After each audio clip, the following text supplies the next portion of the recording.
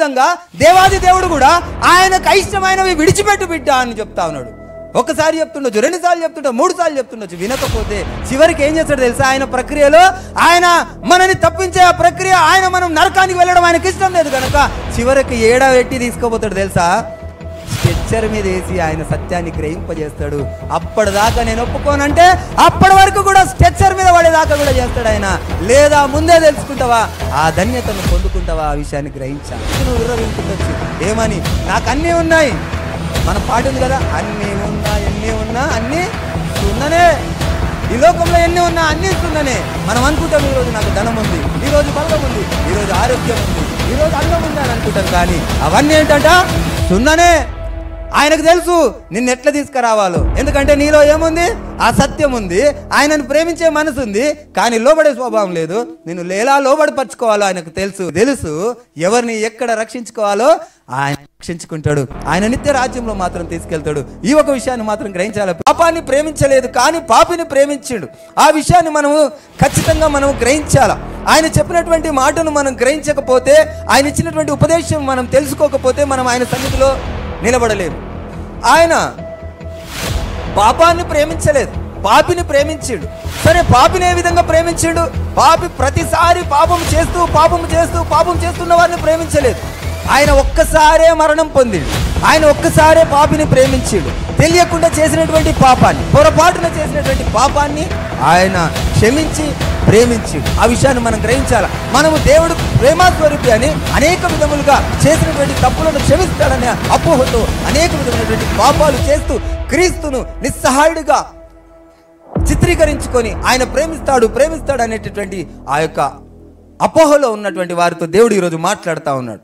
దేవుడు పాపాన్ని ప్రేమించలేదు కానీ పాపిని ప్రేమించాడు. అది రక్తంలో మనం పొల్లుతున్న మనల్ని దేవుడు ఏమని చెప్పిండు? ఆనాడే బ్రతకమని చెప్పిండు.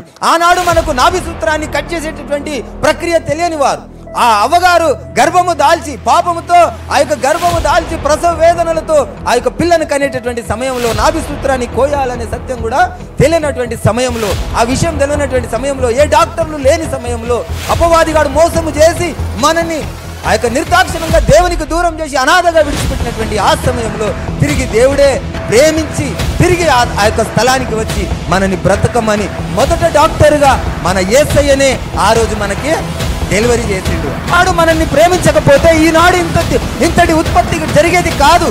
ఆనాడు ఆయన ప్రేమించకపోతే ఈ రోజు జనాభివృద్ధి జరిగేది కాదు. యేసుప్రభుల వారు శరీరధారిగా వచ్చి ఆయన ప్రాణం పెట్టినందుకే మనం ప్రేమించిండు, ప్రేమస్వరూపి అంటున్నాం కదా. ఆయన శరీరధారిగా రాకమునుపు కూడా ఆయన మనల్ని ప్రేమించిన విషయాన్ని మనం శరీరధారిగా రాకమునుపు కూడా ఆయనలో ప్రేమ ఉంది కనుక ఆ విషయాన్ని మనం గ్రహించాలి. ఉన్నవారే చనిపోతున్నారా, లేకుంటే దేవుని అనుసరించేవారు లోకంలో ఉన్నవారు కూడా చనిపోతున్నారు. ఈ 2 విషయాలు మనము గ్రహించితే ఆ దేవాది దేవుడు మనల్ని సత్యంలో నిలబెడతా ఉంటాడు. ఆ దేవాది దేవుడు ఏమంటుండంటే స్పష్టంగా ఆయన ప్రశ్నలోనే జవాబు ఇచ్చిండు. అద్వితీయం అంటే ద్విత్యం కానటువంటి దాన్ని అద్వితీయం అంటారు. ద్విపాత్రాభినయం అంటే ఇద్దరు హీరో ఒక్క ఆయనని ఇద్దరుగా చూపించడం ద్విపాత్రాభినయం. అయితే ఇక్కడ అద్వితీయుడు అంటే ద్విపాత్రాభినయం లేదు. ద్విపాత్రాభినయం ఉన్నటువంటి వ్యక్తి ఒక్కడుగా ఉన్నోడే 2గా కనిపించేదాన్ని అద్వితీయుడు అంటారు. ఒక్కరిని ఇద్దరుగా చూపించేదాన్ని ఏమంటారు? ద్విపాత్రాభినయం అంటారు. ఒక్కరిని ఇద్దరుగా చూపిస్తే ద్విపాత్రాభినయం అంటారు.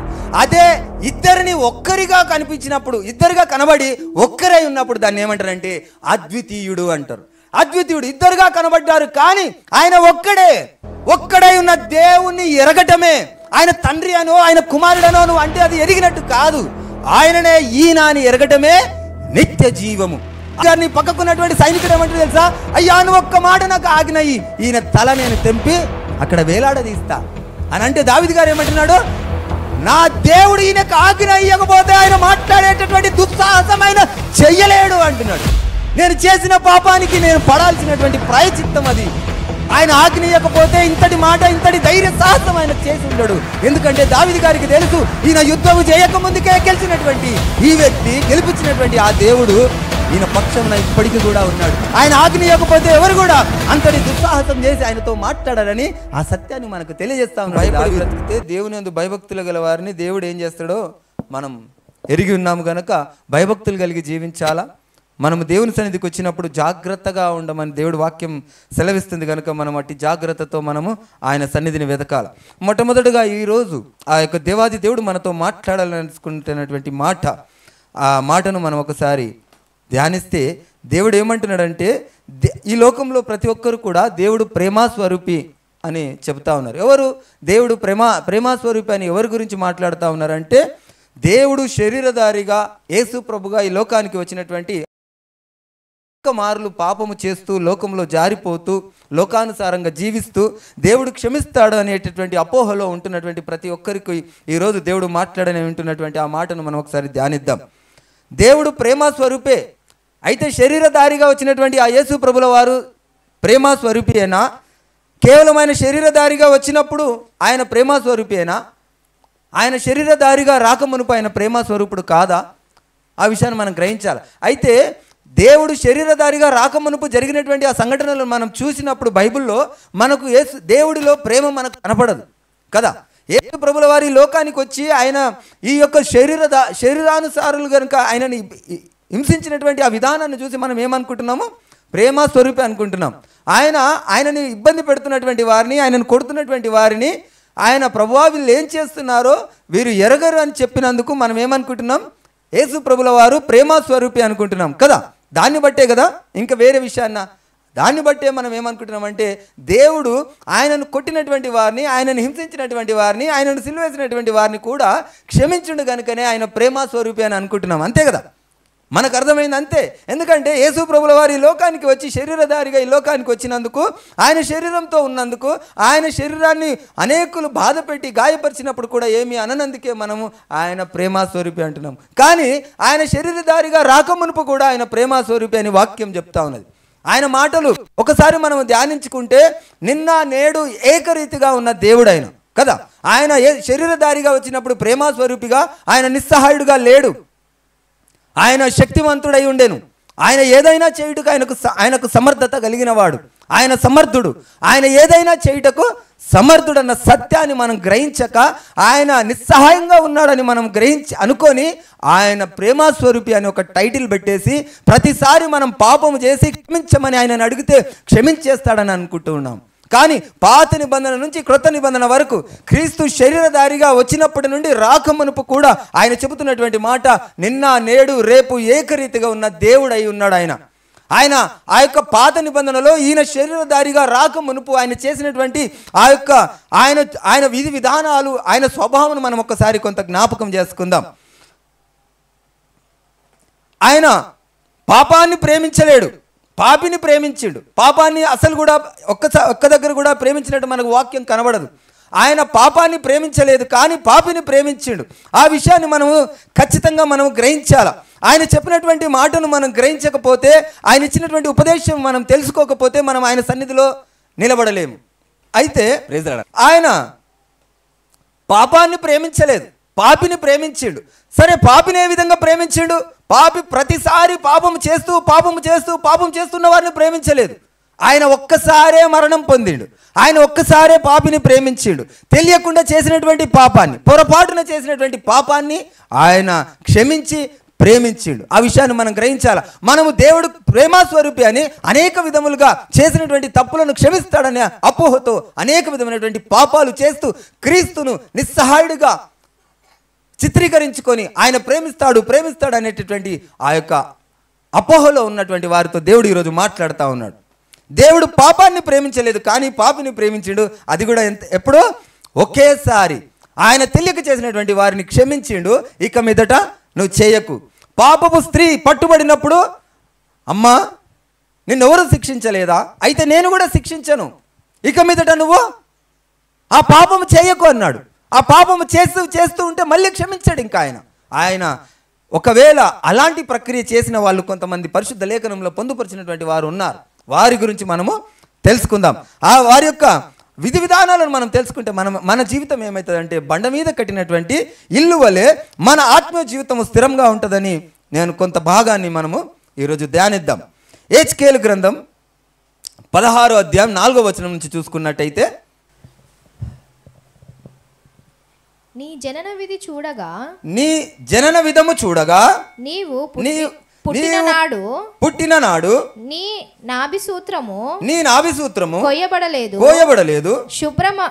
శుభ్రమగుటకు నీవు నీళ్లతో కడగబడను లేదు. వారు నీకు ఉప్పు రాయకపోయిరి, బట్ట చుట్టకపోయిరి. ఈ పనులలో ఒక్కటైనను నీకు చేయవలెనని ఎవరునూ కటాక్షింపలేదు. నీ యందు జాలిపడువాడు ఒకడును లేకపోయెను. నువ్వు పుట్టిన నాడే బయట నేలను పారవేయబడి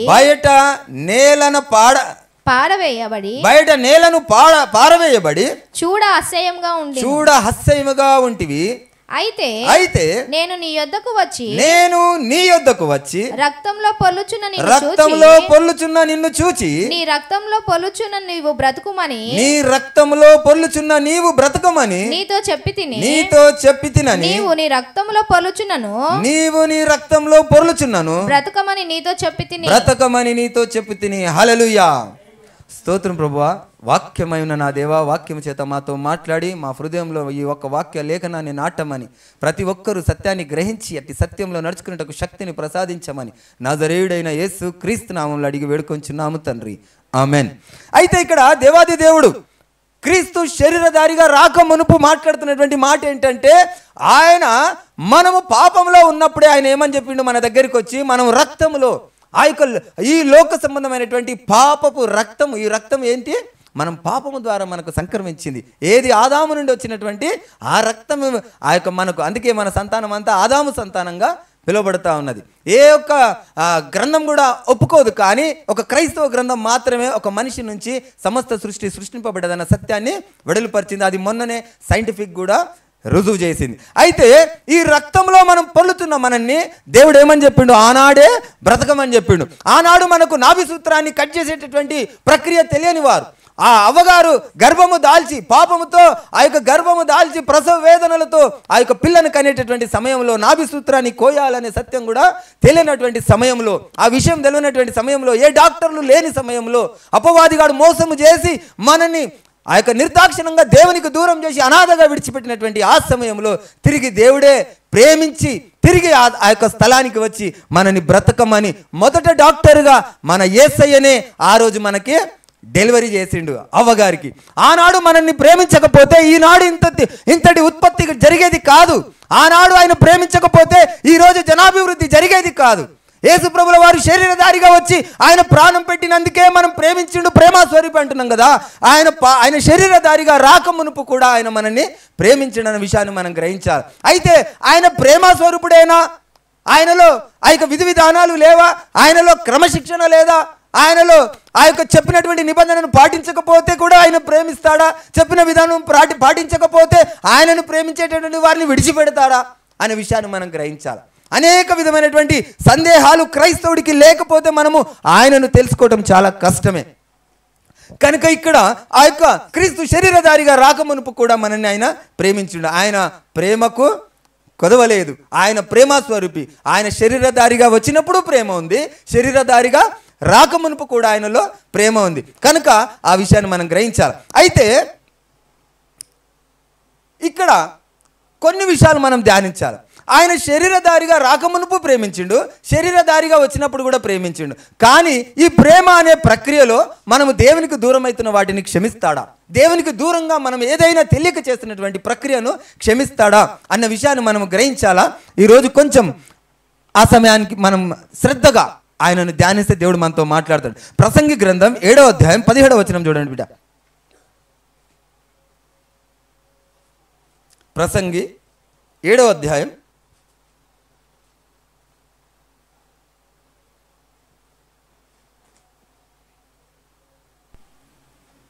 ఈరోజు మన అతిథి ఇనోక్. ఇక్కడ నుంచి ఎవ్వరు కూడా ఈయన పెద్ద రేపు నెక్స్ట్ మెసేజ్ ఇతనే చెప్పాలా, ఇక్కడ నుంచి జరగకూడదు. దయచేసి కూర్చోవాలి బిడ్డ. ఇక్కడ నువ్వు గెస్ట్గా ఉన్నప్పుడు నువ్వు అటు ఇటు చూడకూడదు, శ్రద్ధగా ఉండాలి. 17వ వచనం చదవాలమ్మా. అధికముగా దుర్మార్గపు పనులు చేయకము, బుద్ధిహీనముగా తిరగవద్దు. నీ కాలమునకు ముందుగా, శ్రద్ధగా గమనించండి, నీ కాలమునకు ముందుగా నీవేళ చనిపోదువు. చాలమ్మా, నీ కాలమునకు ముందుగా నీవేళ చనిపోదువు అంటే మన కాలము రాకమునిపై మనము చనిపోతున్నాము అనే విషయాన్ని దేవుడు ఇక్కడ స్పష్టంగా మాట్లాడుతూ ఉన్నాడు. మన కాలము రాకమునిపై మనం చనిపోతున్నామట. మరి మన కాలము రాకమునిపై ఎవరు చనిపోతున్నారు, ఎలాంటి వారు చనిపోతున్నారు, ఆయన మనకు ఇచ్చినటువంటి కాల పరిమితి ఏమిటి, దాన్ని గ్రహించడం ఎట్లా, ఆయన ఇచ్చినటువంటి కాలం కాకమునిపై చనిపోయేవారు ఉన్నారా, చనిపోతున్నారా అనే విషయాన్ని గ్రహించాలి. సరే, ఒకవేళ చనిపోతే ఎవరు చనిపోతున్నారు?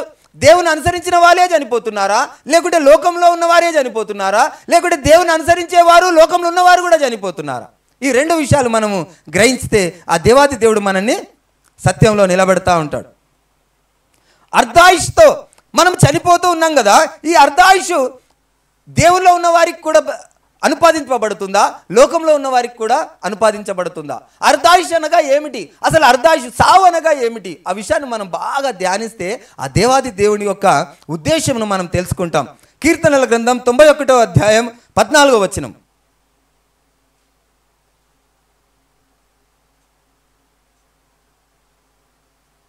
కీర్తనల గ్రంథం 91వ అధ్యాయం 14వ వచనం. ప్రేమించుచున్నాడు కనుక, అతడు నన్ను ప్రేమించుచున్నాడు కనుక నేను అతనిని తప్పించెదను. చాలమ్మా, ఇక్కడ దేవాది దేవుడు ఏమంటున్నాడు? అతడు నన్ను ప్రేమించుచున్నాడు గనక నేను అతనిని తప్పించెదను, అతడు నా నామమును ఎరిగినవాడు గనక నేను అతనిని గణపరిచేదను. ఇక్కడ అతడు నన్ను ప్రేమించుచున్నాడు గనక నేను అతన్ని తప్పిస్తానంటుండు. అయితే దేవుని ప్రేమించేవారు తప్పు చేసినా కానీ దేవుడు క్షమిస్తాడా? దేవుడు ప్రేమించేవారు కనుక దేవుని దగ్గర అసలు నన్ను ఒక మాట మీరు ఫస్ట్ గ్రహించాల్సినటువంటి మొట్టమొదటి మాట ఏంటంటే, దేవుని ప్రేమించే వాళ్ళంటే ఎవరు? దేవుని ఎరిగిన వాళ్ళు కదా. దేవుణ్ణి ప్రేమించాలంటే ఎవరై ఉండాలా? వాళ్ళు దేవుని ఎరిగై ఉండాలా, దేవుని సత్యాన్ని గ్రహించి ఉండాలా, దేవుని సహవాసం కలిగి ఉండాలా, దేవుని దగ్గరకు వచ్చిన వాళ్ళు అయి ఉండాలా, దేవుడు అంటే తెలుసుకున్న వారే అయి ఉండాలా దేవుని ప్రేమించాలంటే కదా. యేసు ప్రభుని ప్రేమించిన వారు ఏమై ఉండాలా? దేవుని వెంబడించే వాళ్ళు ఉండాలి, వాళ్ళు క్రైస్తవులు అయి ఉండాలి. కనుక దేవుడు ఇక్కడ ఏమంటుండంటే, అతడు నన్ను ప్రేమించుచున్నాడు గనక నేను అతన్ని తప్పించేదను. సరే, మనం ఆయనను ప్రేమిస్తున్నాము, ఆయన మనల్ని తప్పిస్తాడని చెప్పేసి మనం ఏవైనా తప్పు పనులు చేస్తే ఆయన మనల్ని తప్పిస్తాడా? నేను లోకంలో ఉన్నప్పుడు నేనేం చేస్తుండే, మా తమ్ముని నేను చాలా బాగా ప్రేమిస్తుంటే, మా తమ్ముడు ఎన్ని తప్పులు చేసినా నేను ఎంత డబ్బులు ఖర్చు అయినా నేను ఖర్చు పెట్టేవాడిని.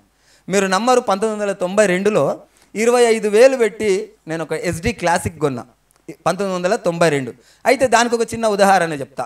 నేను మొన్న కార్ డ్రైవింగ్ చేసుకుంటూ ఒక పికప్కి వెళ్ళిన, నాగోల్ దగ్గర బండ్లగూడ అని ఉంటుంది. బండ్లగూడలో ఒక ఇల్లు మంచి సుందరంగా ఉంది, ఇల్లు 300 గజాల ఇల్లు, బిల్డింగ్ చాలా బాగుంది. సరే, అక్కడ పికప్ ఆపిన, ఒక 10 నిమిషాలు ఆగిండ్రు. ఆ యొక్క వ్యక్తి వచ్చిండు, కూర్చున్నాడు కారులో. సార్, ఇల్లు చాలా బాగుంది సార్, ఎంత ఖర్చు అయింది సార్ కట్టడానికి అన్న. బాబు, ఇది ఇప్పుడు కాదు నాన్న, 1992లో 25,000 అయింది అని అన్నాడు. 1992లో 25,000, 300 గజాలు మంచి బిల్డింగ్ అది.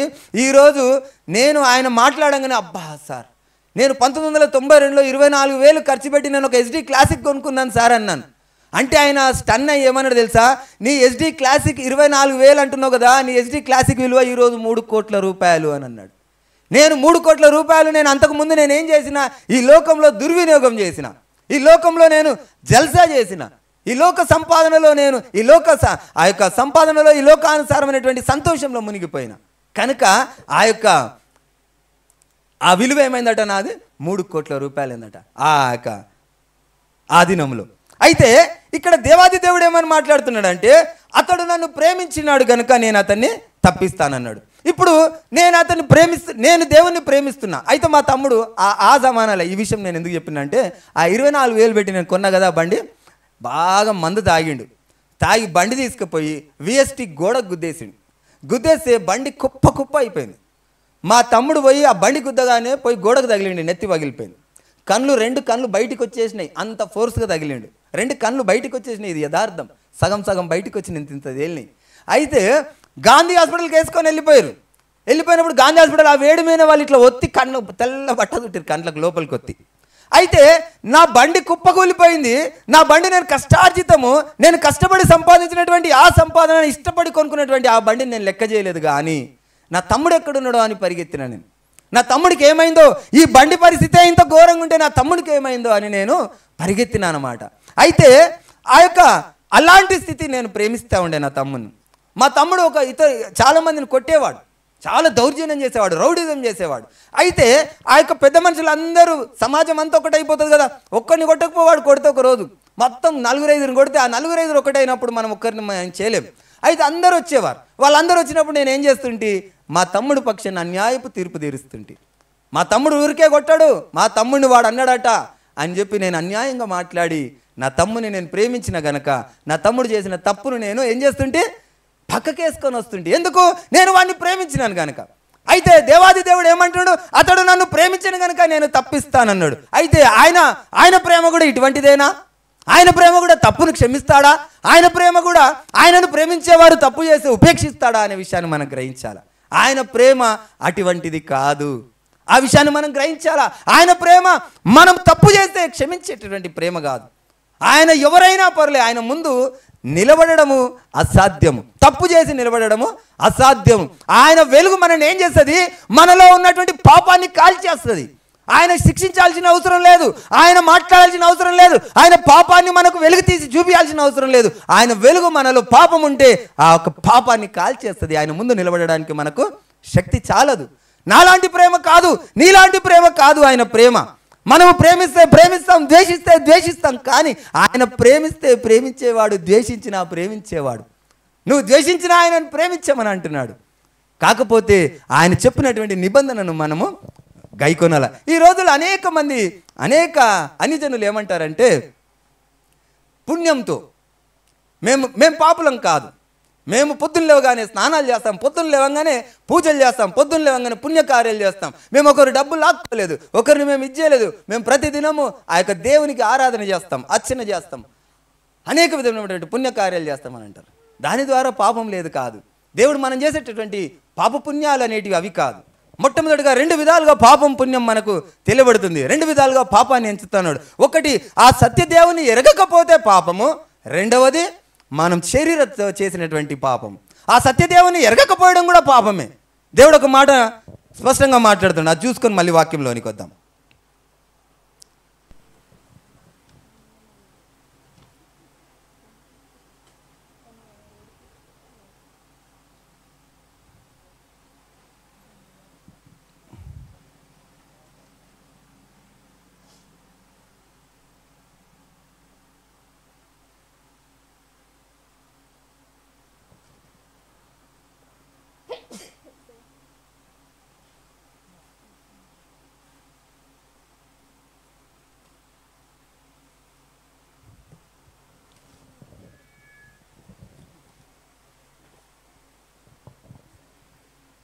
యోహాను సువార్త 17:3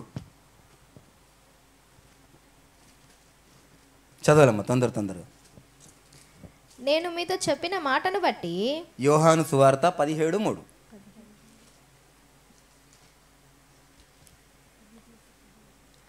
అద్వితీయ సత్యదేవుడైన నిన్నును నీవు పంపిన యేసుక్రీస్తును ఎరుగుటయే నిత్య జీవము. మనం నిత్య జీవం అంటే ఏంది? మనం క్రైస్తవులం అందరం కూడా మనం ఒక రాజ్యానికి వెళ్ళాలనేటటువంటి ఆ రాజ్యాన్నే నిత్య జీవంగా పిలువబడుతుంది కదా. మనము యేసయ్య ఆ పరలోకం మనకి ఇస్తుందనే సత్యం తెలిసే మనం నిత్య రాజ్యం కొరకు మనం ఇవంతా ప్రయాసం పడతా ఉన్నాం. అయితే ఈ నిత్య జీవంకు పోవాలంటే ఏం చేయాలయ్యా అంటే, ఇక్కడ స్పష్టంగా మాట్లాడుతున్నటువంటి మాట ఏంటంటే, అద్వితీయ సత్యదేవుడవైన నిన్నును నీవు పంపిన యేసుక్రీస్తును ఎరుగుటే నిత్య జీవం. అయితే ఇక్కడ ఏ విధంగా ఎరగాలట? రెండుగా ఎరగాల. ఆయన తండ్రి అని ఎరగాల, ఈయన కుమారుడు అని ఎరగాల. ఏ విధంగా ఎరగాల? ఆ దేవాది దేవుడు ఏమంటుండంటే స్పష్టంగా ఆయన ప్రశ్నలోనే జవాబిచ్చిండు. అద్వితీయం అంటే ద్విత్యం కానటువంటి దాన్ని అద్వితీయం అంటారు. ద్విపాత్రాభినయం అంటే ఇద్దరు హీరో ఒక్క ఆయనని ఇద్దరుగా చూపించడం ద్విపాత్రాభినయం. అయితే ఇక్కడ అద్వితీయుడు అంటే ద్విపాత్రాభినయం లేదు. ద్విపాత్రాభినయం ఉన్నటువంటి వ్యక్తి ఒక్కడుగా ఉన్నోడే రెండుగా కనిపించేదాన్ని అద్వితీయుడు అంటారు. ఒక్కరిని ఇద్దరుగా చూపించేదాన్ని ఏమంటారు? ద్విపాత్రాభినయం అంటారు. ఒక్కరిని ఇద్దరుగా చూపిస్తే ద్విపాత్రాభినయం అంటారు. అదే ఇద్దరిని ఒక్కరిగా కనిపించినప్పుడు, ఇద్దరుగా కనబడి ఒక్కరై ఉన్నప్పుడు దాన్ని ఏమంటారంటే అద్వితీయుడు అంటారు. అద్వితీయుడు ఇద్దరుగా కనబడ్డారు కానీ ఆయన ఒక్కడై ఉన్న దేవుణ్ణి ఎరగటమే, ఆయన తండ్రి అనో ఆయన కుమారుడనో నువ్వు అంటే అది ఎరిగినట్టు కాదు. ఆయననే ఈయన అని ఎరగటమే నిత్య జీవము. ఆ నిత్య జీవాన్ని మనం ఎరగాల, ఆ విషయాన్ని మనం గ్రహించాలి. అది గ్రహించకపోతే నిత్య జీవం మనకు లేదన్న సత్యాన్ని మనకు దేవుని వాక్యం ద్వారా తెలియబడతా ఉన్నది. అయితే ఆ యొక్క దేవాది దేవుడు మాట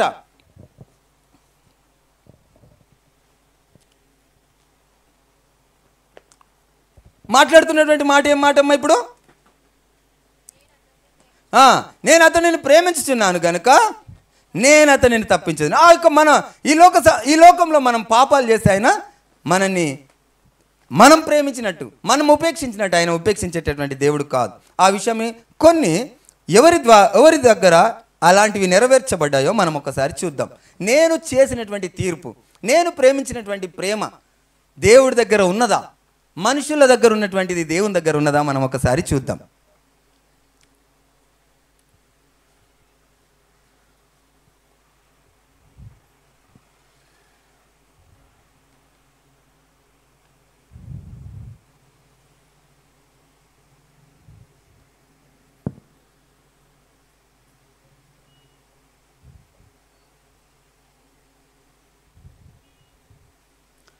చిన్న ఉదాహరణకు, ఈ లోక ప్రేమ, నేను ప్రేమించినటువంటి ప్రేమ, మనందరికీ తెలిసినటువంటి ఒక దైవజనుడు, అందరికీ ఒక రక్షణ మార్గంలో నడిపించినటువంటి స్ఫూర్తిదాయకమైనటువంటి దైవజనుడు, దైవ సేవకుడు పాల్ దినకరన్. వాళ్ళ తండ్రి పేరు ఏం పేరమ్మా?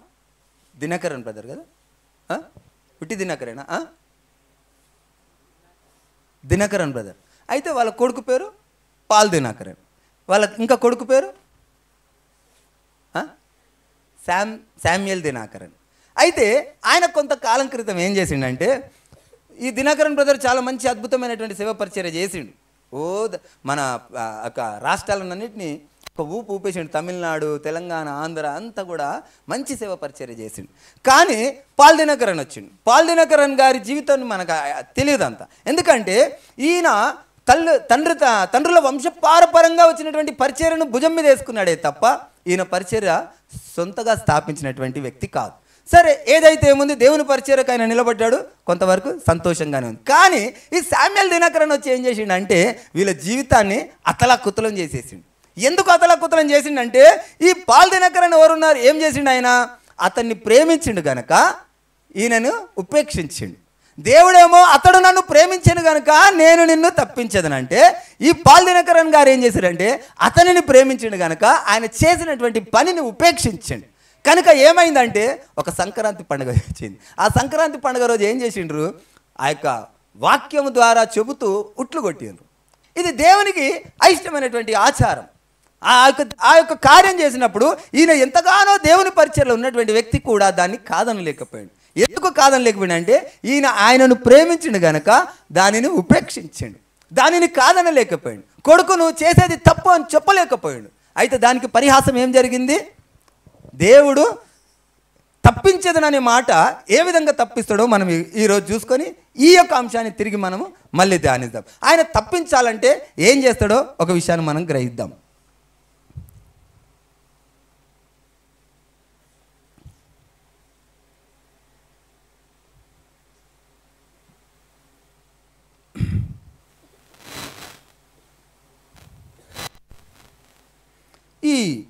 ఆయన తప్పించేటటువంటి ప్రక్రియలో ఒక ఇద్దరిని చూద్దాం.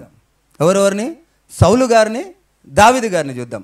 వీళ్ళిద్దరు కూడా వారి జీవితాన్ని దేవుడు ఏం చేసిండు? దేవుడు ప్రేమించిండు కదా? ప్రేమించిండా లేదా? ప్రేమించి వాళ్ళని ఏం చేసిండు? జల్లెల్ది మనకు ఆన్సర్ చెప్తే జల్లెల్ది ముందుకెళ్ళొచ్చు. వాళ్ళిద్దరిని దేవుడు ప్రేమించిండు. వాళ్ళిద్దరిని దేవుడు ఏం చేసిండు? చెప్పాలి బిడ్డ, ఏం చేశారు పెద్దలు అందరు? దేవుడు ప్రేమించిండు ఇద్దరిని సమానంగా ప్రేమించిండు. ఇద్దరిని ఏం చేసిండు? రాజులుగా చేసిండు కదా? ఈయన సౌలును అభిషేకించిండు, దేవుడు సౌలును రాజుగా చేసిండు.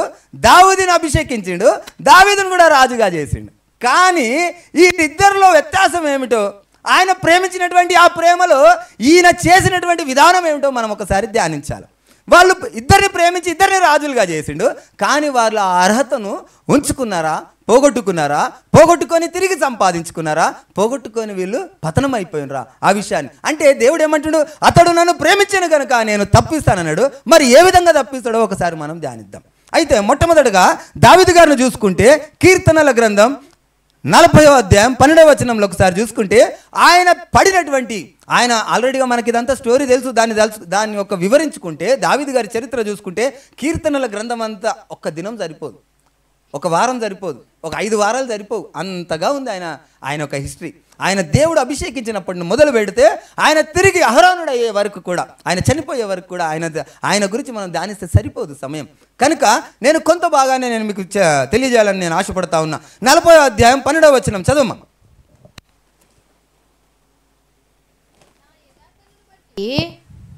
కీర్తనలు 40వ అధ్యాయం 12వ వచనం.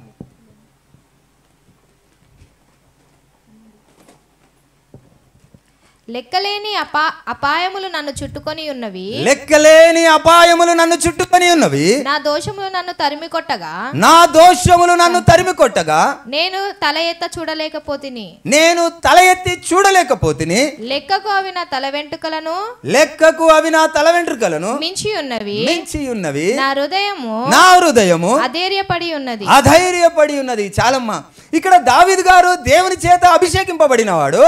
అమ్మా నువ్వు వెనుక పో బిడ్డ, వెనుకకు ఆ డ్రమ్ తీసే బిడ్డ.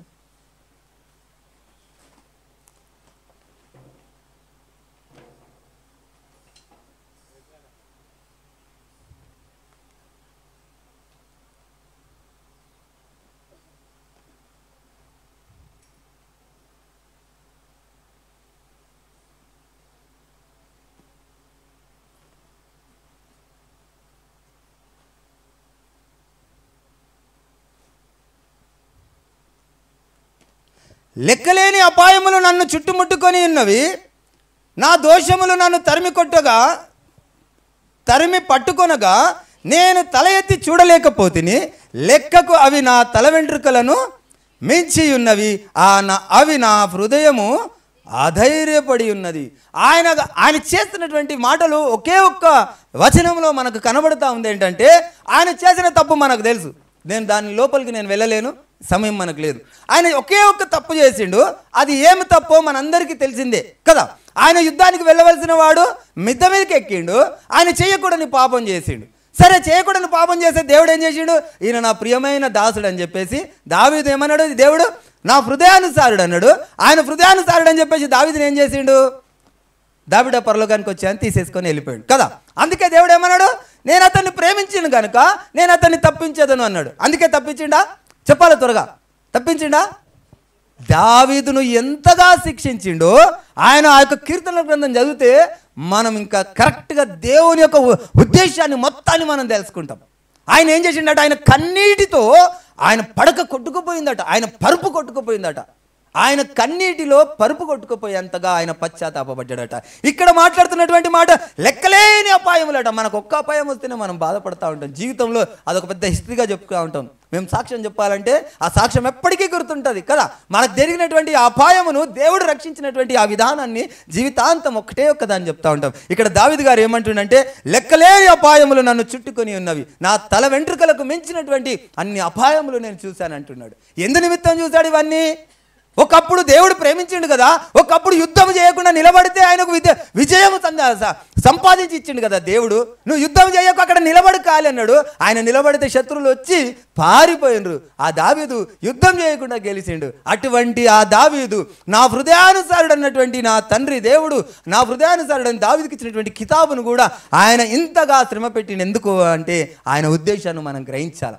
ఆయన ఉద్దేశాన్ని మనం గ్రహించకపోతే, మనము ఆయన ఉద్దేశాన్ని తెలుసుకోకపోతే మనం నిలబడలేము. కనుక దావీదు గారు ఏమంటుడు, లెక్కలేని అపాయములు నన్ను చుట్టుముట్టుకొని ఉన్నవి, నా దోషములు నన్ను తరిమి పట్టుకొనగా. ఆయన దోషములే ఆయనను తరిమి పట్టుకున్నాయట.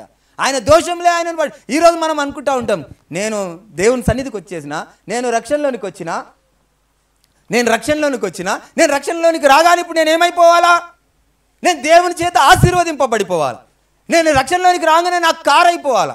నేను రక్షణలోనికి రాగానే నేను సువార్త ప్రకటించాలా? నేను ఎక్కడెక్కడో పోయి స్పీచ్లు ఇవ్వాలా? పెద్ద పెద్ద నాకు సభలు కావాలా? వారి సభలో నాకు స్థానం కావాలా? నేను సువార్త ప్రకటించగానే నాకు సపరేట్ ఒక మర్యాద కావాలా, నేను సువార్త అంటే యేసయ్య దగ్గరికి రాగానే నేను ఏమైపోయినా, ఇప్పుడు నేనేమైపోయినా, నేను పవిత్రుడని అయిపోయినా, నేను శుద్ధుడని అయిపోయినా అనే అపోహ నాలో ఉంది. కానీ నన్ను దేవుడు ఏం చేయాలట? ఆ బైబిల్లో ఆ యొక్క స్పష్టంగా ఆయన చెప్పబడుతున్నటువంటి మాటలు, ఉద్దేశాలు అనేక విధమైనటువంటి స్పష్టంగా కనబడతా ఉంటాయి. ఎవరిని? యెషయా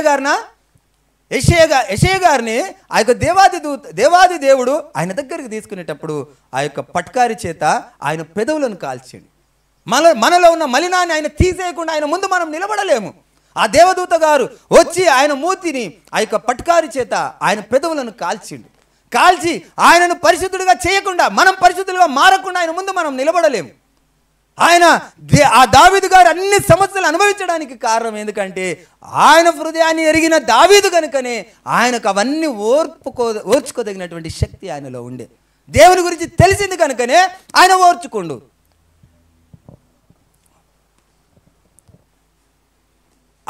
అన్ని శ్రమల చేతనంట ఆయన నేను తల ఎత్తి చూడలేకపోతుంది. ఆయనకున్నటువంటి శ్రమలు, తల ఎత్తి చూడలేనటువంటి అన్ని శ్రమలు అనుభవించిండు. ఆయన పరిపాలించినటువంటి ఆ జనులే ఒకసారి వచ్చి ఏమంటారు తెలుసా? కుక్క, చీ నీ బతుకెందుకురా అని మాట్లాడినారు. అయితే ఇక్కడ దావీదు గారు ఉన్నప్పుడు, ఆయన రాజుగా ఉన్నప్పుడు ఆయన సైనికులు ఇప్పటికీ కూడా ఆయన చనిపోయే వరకు కూడా ఆయన తోడుండే, ఆయనతోనే ఉండే. వాళ్ళు సైనికులు పక్కకున్న వాళ్ళు అంటారు, ఈయన రాజుగా లేడు, ఈయన కొడుకే రాజు అయిపోయాడు, ఈయన ఉపపత్నులనే ఆయన కొడుకు ఏలుతా ఉన్నాడు, అటువంటి సందర్భంలో ఈయన పారిపోతా ఉన్నాడు. అటువంటి సందర్భంలో ఒక వ్యక్తి వచ్చి నువ్వు కుక్క అంటున్నాడు. ఇన్ని బాధలు అనుభవిస్తుంటే కూడా ఈయన ఏలినటువంటి ఆ ప్రజలే వచ్చి ఈయన ఏమంటున్నారు? కుక్క, చీని బతుకెందుకురా అంటున్నారు. అయితే దావీదు గారిని పక్కకున్నటువంటి సైనికుడు ఏమంటారు తెలుసా?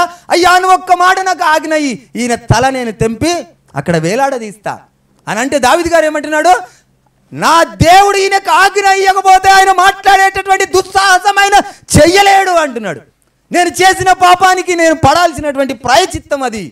ఆయన ఆజ్ఞయకపోతే ఇంతటి మాట, ఇంతటి ధైర్య సాహసం ఆయన చేసి ఉండడు. ఎందుకంటే దావీదు గారికి తెలుసు, ఈయన యుద్ధము చేయకముందుకే గెలిచినటువంటి ఈ వ్యక్తి, గెలిపించినటువంటి ఆ దేవుడు ఈయన పక్షమున ఇప్పటికీ కూడా ఉన్నాడు. ఆయన ఆజ్ఞయకపోతే ఎవరు కూడా అంతటి దుస్సాహసం చేసి ఆయనతో మాట్లాడారని ఆ సత్యాన్ని మనకు తెలియజేస్తా ఉన్నాడు దావీదు. ఈయన అంటున్నాడు నువ్వు ఒక్క మాట అని నేను ఆయన తలను తెంపేస్తా. మనం అనుకుంటాం ఒక్కొక్కసారి మన చిన్న శోధన వస్తే మన పాత స్వభావం బయటపడిపోతూ ఉంటుంది. నా సంగతి నీకు తెలియదు, నేను ఒకప్పుడు ఇది, నేను ఒకప్పుడు అది, నేను చేయాలంటే ఇట్లా చేస్తాను, నేనేదో దేవునికి మేలు చేయడానికి నేను మౌనంగా ఉన్నా అనే విధంగా నేను అనుకుంటుంటే దేవా నన్ను క్షమించి.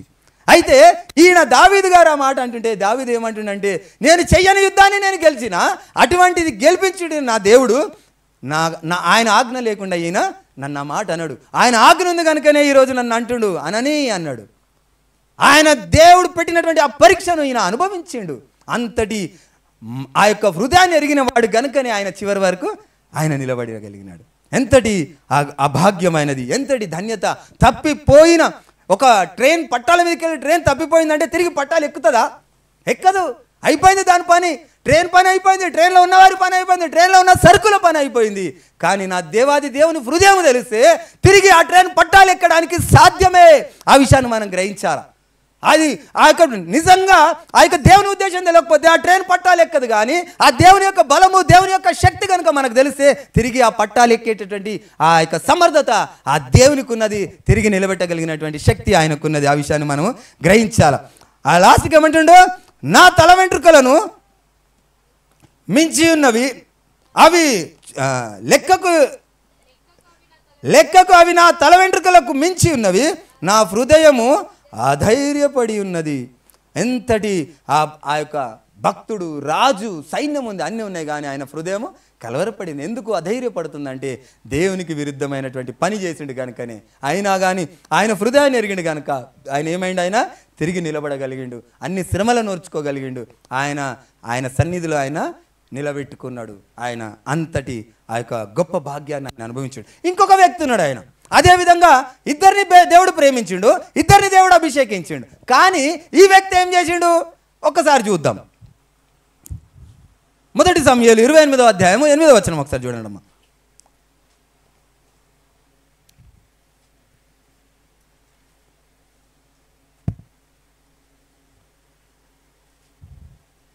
మొదటి సమూయేలు 28:8.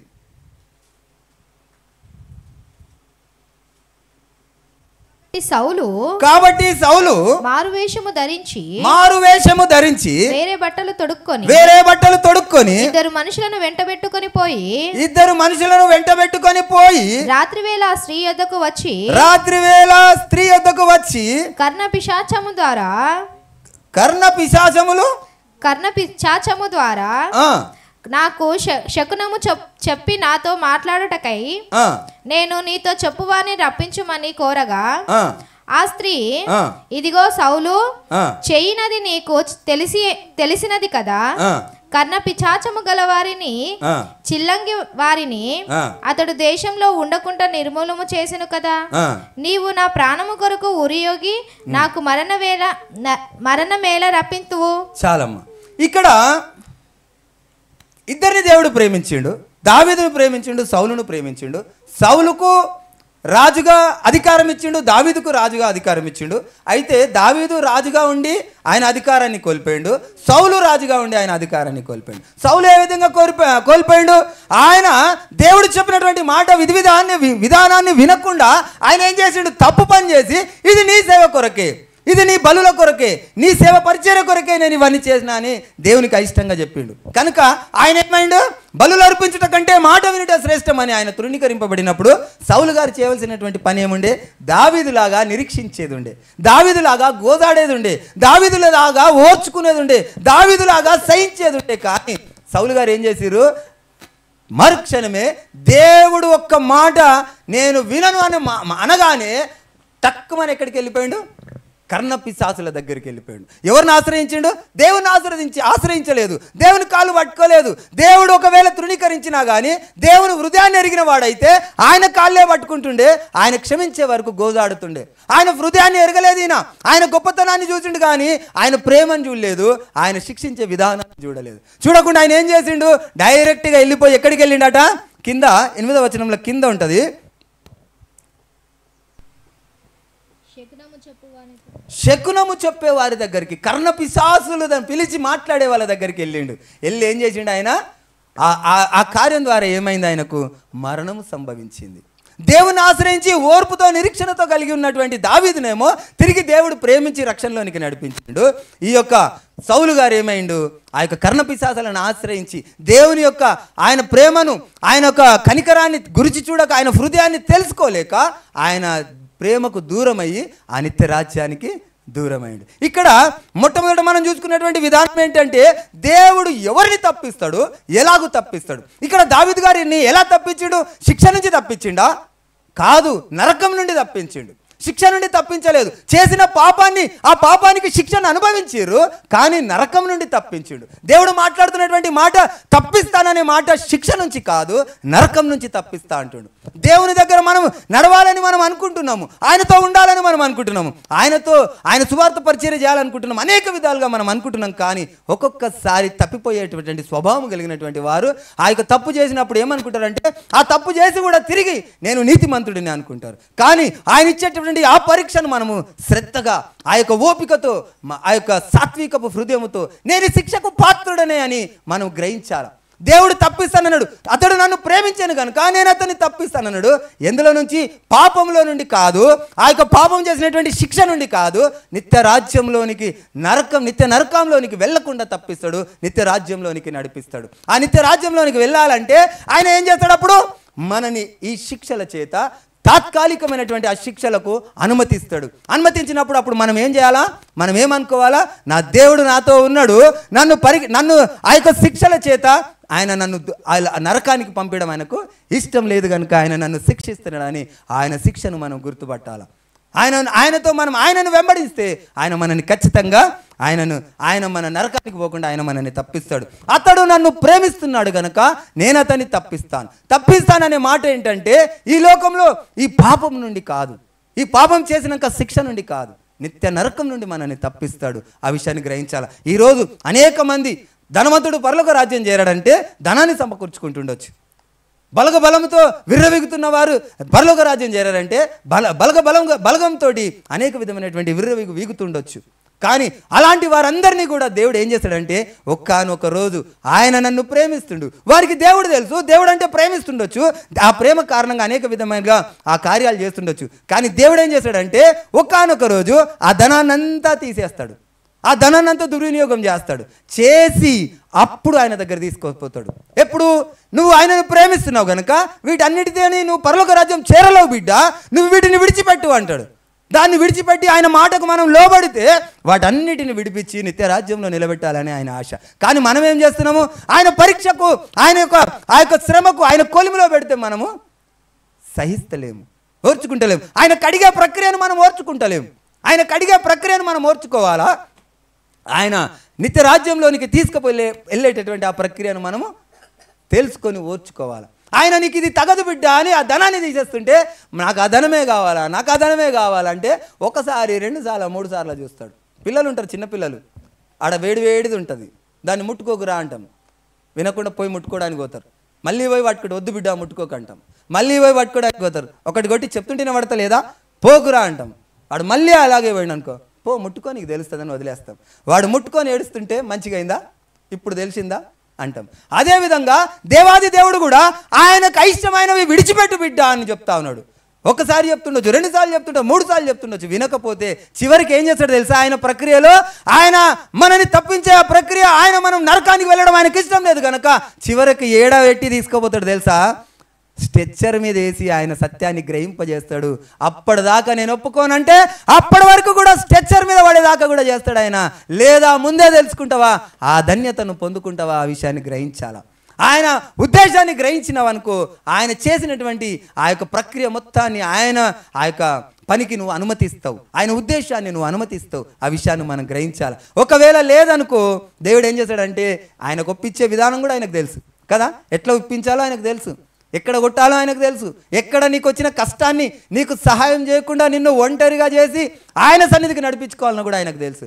ఈరోజు నువ్వు విర్రవీగుతుండొచ్చు, ఏమని, నాకు అన్నీ ఉన్నాయి, మనం పాట ఉంది కదా, అన్నీ ఉన్నా ఎన్ని ఉన్నా అన్నీ సున్ననే, ఈ లోకంలో ఎన్ని ఉన్నా అన్నీ సున్ననే. మనం అనుకుంటాం ఈరోజు నాకు ధనం ఉంది, ఈరోజు బలగం ఉంది, ఈరోజు ఆరోగ్యం ఉంది, ఈరోజు అందం ఉంది అని అనుకుంటాం. కానీ అవన్నీ ఏంటంట, సున్ననే.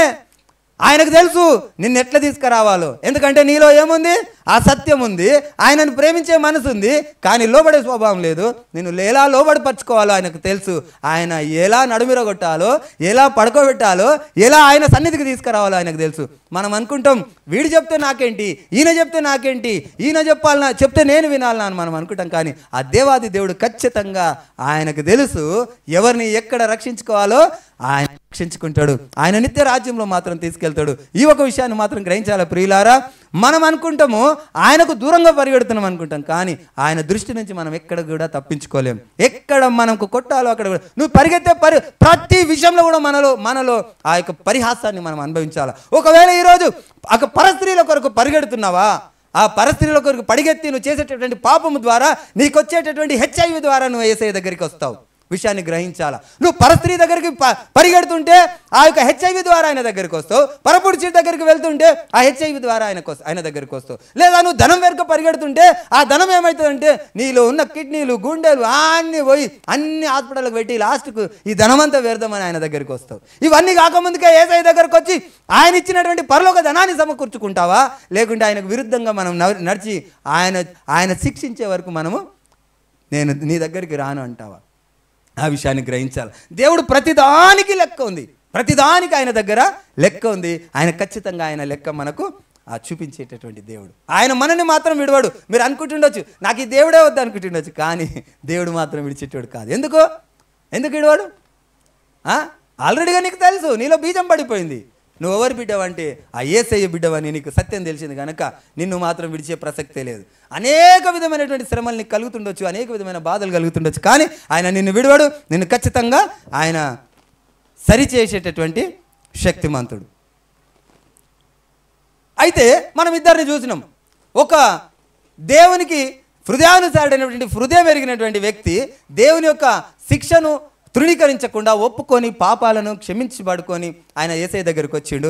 ఒక ఆయననేమో ఆ యొక్క శిక్ష రాగానే దేవుడు నీ మాట విననగానే టక్కుమని పోయి కర్ణపిశాచాల మాట విన్నాడు, ఆయన ఈట మీద పడి చనిపోయాడు. కానీ దావీదు గారు ఆయన శిక్షను అనుభవించి తిరిగి యేసయ్య దగ్గరికి వచ్చిండు. ఇద్దరిని మనం చూసినాము. అయితే దేవుడు ఎందుకు ఇలా చేస్తాడు, దేవుడు ఎందుకు ఇలా చేస్తాడు అనేది మనం చూసినాము. కానీ ఒక ఆధారముతో వాక్య లేఖనంలో పొందుపరిచినటువంటి ఆ మాటను మనం ఒకసారి ధ్యానిస్తే ఆ దేవుని యొక్క ఉద్దేశం మనకు తెలుస్తుంది.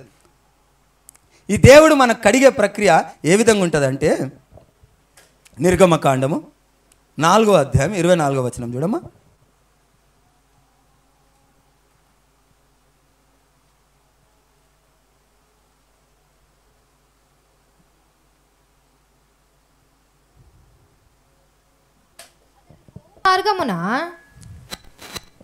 అతడు పోవు మార్గమున సత్రములో యెహోవా అతనిని ఎదుర్కొని అతని చంప చూడగా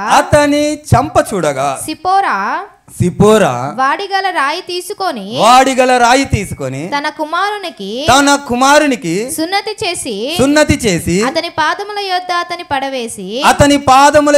పడవేసి నిజముగా నీవు నాకు రక్త సంబంధివైన పెనిమిటివైతివనెను అంతటా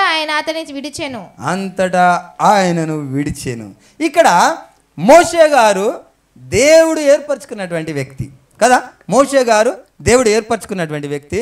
ఆ మోషే గారిని దేవుడు ఏర్పరచుకున్నటువంటి ఆ సందర్భము, ఆ విధానము, అంతకుముందు జరిగినటువంటి ఆ ప్రమాణము, ఆ ఒప్పందం ఏ విధమైనది ఉండేనంటే, దేవునితో మనము సమాధానంగా ఉండాలంటే మనం ఏం చేయాలమ్మా? దేవునితో సమాధానంగా ఉండడానికి ఏం చేసి ఉండాలా? ఆ కాలంలో ఇప్పుడు మనకు దేవునితో సమాధానంగా ఉండడానికి దేవుడు మనకి ఏం చేసిండు? ఆయన రక్తమును పాపానికి ప్రాయశ్చిత్తంగా ఇచ్చిండు. మనం ఆయనకు సమాధానంగా ఉన్నాము. అంతకుముందుకు ఒక ప్రమాణం ఉండే, ఒక నిబంధన ఉండే. అదేంటిది? అది సున్నతి కదా. సున్నతి ద్వారా దేవునితో సమాధానంగా ఉండేటటువంటి ప్రక్రియ కొంతకాలం జరిగింది కదా. ఆ సున్నతి ఎప్పుడు చేయాలా అనే నిబంధన కూడా అక్కడ ఉండే. ఏ రోజు చేయాలా? 8వ దినమే. ఆ యొక్క బాలుడు పుట్టగానే 8వ దినమే సున్నతి చేసిన తర్వాతనే బయటికి వెళ్ళాలి. సున్నతి కార్యక్రమం తర్వాతనే బయటికి వెళ్ళాలి. ఆ యొక్క మస్టు, ఆ జమానాలు ఉండే, ఇప్పుడు లేవు, ఆ మాట సందర్భంగా చెప్తున్నా. ఆ మస్టు, ఆ సృష్టి అనేది అప్పుడు ఉండే. అయితే సున్నతి ద్వారా ఏమవుతుండే? ఆ మస్టు సృష్టి పోతుండే. అయితే ఆ యొక్క దేవుడు పిలిచినటువంటి హడావుడిలో ఆ కార్యక్రమం చేయకుండా మోషే గారు నా ఇల్లంతటిలో నమ్మకస్తుడు అన్నటువంటి ఆ మోషే గారు దేవుడు పోతుంటే ఏం చేసిండంటే, ఇక్కడ ఆ దేవుడే అతడు పోవు మార్గమును సత్రములో యెహోవా అతనిని ఎదుర్కొని అతనిని చంపజూసేనట. ఎందుకు దేవుడే చంపజూసిండంటే, ఆ నిబంధన లేకుండా ఆయన ముందు ఎవరు కూడా నిలబడడానికి అర్హుడు కారు. ఆయనకి ఇష్టమైన వాళ్ళు కావచ్చు, ఆయన పిలిచిన వాళ్ళు కావచ్చు, ఆయన హృదయానుసారుడు కావచ్చు, ఆయన స్నేహితుడు కావచ్చు. ఆయన నిబంధన లేకుండా ఆయన ముందు నిలబడలేము. ఆయన ముందు నిలబడితే ఆటోమేటిక్గా అగ్ని కాల్చేస్తుంది. ఆ విషయాన్ని మనం గ్రహించాలి. ఇక్కడ మోషే గారిని చంపజూసిండట దేవుడు. నా హృదయానుసారుడని పిలిచినటువంటి వ్యక్తి, ఈయన చేసినటువంటి తప్పు ఏంటంటే ఆ నిబంధనను మర్చిపోయిండు. ఆ నిబంధనను తెలియక ఆడున్నందుకు ఆయన దేవుడే ఆయన ఆటోమేటిక్గా, అదొక సిస్టమ్ అంతే. ఇంకా అదొకటి ఏంటి, ఆటోమేటిక్ సెన్సర్లు ఎలాగుంటాయో అలాంటి సిస్టమ్. ఆయన పాపాన్ని ఓర్చుకోలేడు, పాపాన్ని క్షమించలేడు, పాపాన్ని సహించలేడు. కనుకనే ఆయనను చంపజూసిండు. ఇమ్మీడియట్లీ ఆ యొక్క సిపోరా గారు ఏం చేశారు? ఆ యొక్క పదునైన రాయి తీసుకొని సున్నతి చేసేసేయంగానే ఇమ్మీడియట్లీ అక్కడ ఏమైంది? అక్కడ ఆ యొక్క ప్రక్రియ ఆగిపోయింది. ఆ యొక్క దేవాది దేవుని దగ్గర నిలబడేటటువంటి అర్హత మనకు కలిగింది. పాపాన్ని ఉపేక్షించాడు దేవుడు, పాపాన్ని క్షమించాడు దేవుడు. పాపాన్ని ఒకసారి తెలియక చేసిన దాన్ని కాదు, తెలిసి చేసిన దాన్ని క్షమించాడు. ఆ తర్వాత దాన్ని ఉపేక్షించాడు. దానికి తగినటువంటి పరిహాసాన్ని మనం అనుభవించిన తర్వాత ఆయన ముందు నిలబడేటటువంటి పరిశుద్ధమైనటువంటి బంగారంలా మనల్ని తయారు చేసి ఆయన ముందు నిలబెట్టుకుంటాడు. ఆ ప్రక్రియలోనే మనకు అనేక విధమైనటువంటి కష్టాలు వస్తాయి. కష్టాలు వచ్చినప్పుడు మనం యేసయ్య దగ్గర నిలబడలేకుండా ఇవేం కష్టాలు నాయనా, నాకు ఈ దేవుడు వద్దు అనేటోళ్ళు చాలామంది ఉన్నారు. కొంతమంది అయితే దేవుని దగ్గరికి వస్తే మేళ్ళు జరుగుతాయి, దేవుని దగ్గరికి వస్తే స్వస్థత జరుగుతాయి, దేవుని దగ్గరికి వస్తే పనులు జరుగుతాయి, దేవుని దగ్గరికి వస్తే ఆస్తులు అంతస్తులు అయితే, దేవుని దగ్గరికి వస్తే పెళ్ళిళ్ళు అయితే అని చెప్పి చాలామంది వచ్చి మేము ఆ దేవుని దగ్గరికి వచ్చినాం, మాకేమీ కాలేదని వెనకకి వెళ్ళిపోయిన వాళ్ళు చాలామందిని చూసిన. నేను చాలా మటుకు సందర్భాలలో చెప్తా ఉంటా. అన్యజనులు నాకు ఫ్రెండ్స్ ఉన్నారు చాలామంది ఏమంటారంటే, నేను ఈ దేవుణ్ణి ఆరాధిస్తుండే మాకేం మంచి జరగలే, ఇప్పుడు మేము అయ్యప్పని ఆరాధిస్తున్నాం మాకు మంచి జరిగింది అంటారు. మేము ఈ దేవుని ఆరాధిస్తున్నాం, మాకు మంచి జరగలే, ఇప్పుడు మేము షిరిడి సాయిబాబాని ఆరాధిస్తున్నాం, మాకు మంచి జరిగింది అంటారు. దేవుని దగ్గరికి వస్తే నిజమైన దేవుని దగ్గరికి రావాలంటే మంచి జరగడం కొరకు కాదు, ఆ నిత్య రాజ్యంలో రావాలనుకుంటే ఏది ఆ నిత్య రాజ్యము? అది చదవండమ్మా.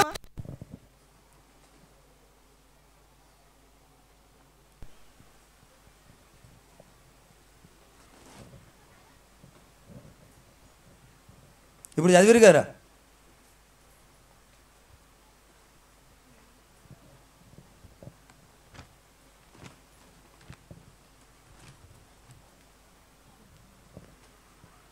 యోహాను సువార్త 7:3 17:3. యోహాను సువార్త 17:3. అద్వితీయ సత్యదేవుడైన నిన్నును నీవు పంపిన యేసుక్రీస్తును ఎరుగుటే నిత్య జీవము. నీవు పంపిన యేసుక్రీస్తును ఎరుగుటయే నువ్వు పంపిన యేసుక్రీస్తును ఎరుగుటయే నిత్య జీవం. ఆ నిత్య రాజ్యంలోకి పోవాలంటే ఇప్పటిదాకా మనం మాట్లాడుకున్నాం కదా, ఇద్దరు ఒక్కడై ఉండి ఇద్దరుగా కనబడితే అది ద్విపాత్రాభినయము, ఇద్దరుగా కనబడి ఒక్కడై ఉంటే అది అద్వితీయుడు. ఆ అద్వితీయుడైన దేవుడు, ఒక్కడై ఉన్న దేవుణ్ణి ఎరుగుటయే నిత్య జీవం. ఆ నిత్య జీవంలోకి మనం పోవాలంటే ఈ ప్రక్రియ మొత్తం మనకు తప్పదు. ఈ మలినము, ఈ యొక్క బంగారాన్ని మనలో, నేను చాలా మటుకు బంగారాన్ని కరగబెట్టి ఏదో చేస్తారనుకుంటుంది, కానీ బంగారాన్ని కరగబెట్టే ప్రక్రియలో ఏమవుతుందంటే దాంట్లో ఉన్న మలినాన్ని అంతా తీసి పక్కకేస్తూ ఉంటారు. నేను అనుకుంటుంటే ఇది బంగారం కొట్టేసే పద్ధతి ఏమో అనుకుంటుంటే, కాదు, దాన్ని శుద్ధి చేసేటటువంటి పద్ధతి. కొట్టేసే పద్ధతి కాదు, శుద్ధి చేసే పద్ధతి. దాంట్లో ఉన్న మురికినంతా తీయాలంటే అది కరగబడతా ఉండాలి. మనము కరగబడతా ఉండాలంటే మనం కన్నీరు గారుస్తూ ఉండాలి. మనం కరగబడతా ఉండాలంటే ఆ కొవ్వొత్తి కరిగిపోతూ ఉండాలి. ఆ కొవ్వొత్తి కరిగిపోతూ ఉంటే ఆ వెలుగు ఇతరులకు ప్రకాశింపబడతా ఉండాలి. మన కొవ్వొత్తి కరుగుతూ ఉంటే మనలో యేసయ్య వెలుగుతూ ఉండాలి. మనలో ఆ బంగారము మెరుస్తూ ఉండాలంటే మనం కరగబడతా ఉండాలి. ఆ మెరుపు, ఆ సొక్కము, ఆ సత్యదనం రావాలంటే నా యేసయ్య ప్రక్రియలో ఖచ్చితంగా మనం ఆ శ్రమను అనుభవించకపోతే ఆ సత్యం మనలో రాదు. ఆ నిత్య జీవంలోకి మనం వెళ్ళమని దేవుడి వాక్యం సెలవిస్తా ఉన్నాడు. కనుక విత్తబడిన ఈ వాక్యం దేవుడు దీవించి ప్రతి ఒక్కరి హృదయాల్లో ఈ యొక్క వాక్యాన్ని నాటునుగాక. ఆమెన్. అందరము తలలు వంచుకొని